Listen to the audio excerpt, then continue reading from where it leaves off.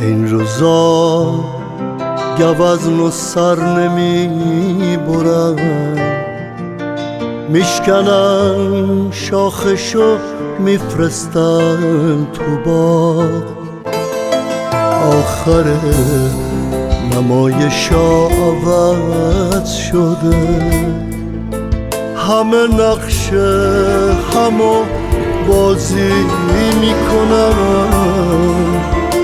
اونایی که چشمشون به قدرته هم پیاله هاشو راضی میکنن.